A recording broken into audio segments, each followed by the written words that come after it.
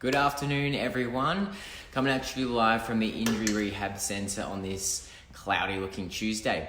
So it's National Pain Week this week. So I wanted to do a live video today just to provide some little facts about chronic pain in this country, which is quite startling, unfortunately. So few facts to reel off. So 1 in 10 Australians will suffer from chronic pain, and that turns into 1 in 5 over the age of 65.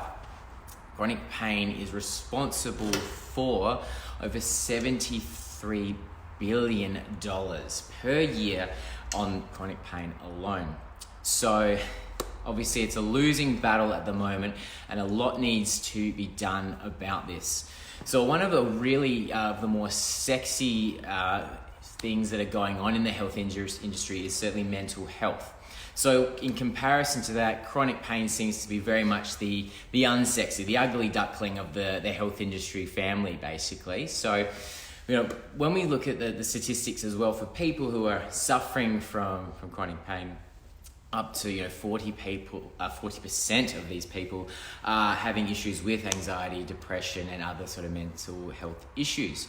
So we look at things like mental health and think, well, we wonder how many of these conditions, how many of these issues have arisen from the origin of chronic pain, basically. So that's something that's food for thought there as well. So where do physios, osteos, and other allied health come into this? Well, we have a huge role to play in this, because I shudder to think how many billions of dollars over the few decades that have been wasted away on unnecessary surgeries, procedures, and of course, long-term pain medication in particular, the heaviest sort of things, so the opioid side of things, which have shown to be not very effective, in fact quite detrimental, particularly in the long run. So physios, osteos, other allied health professionals, we're really well trained in providing patients with education, explaining what pain is, how to manage it, which plays a really big role in de-threatening what pain is, breaks down a lot of barriers, and of course being physically active, using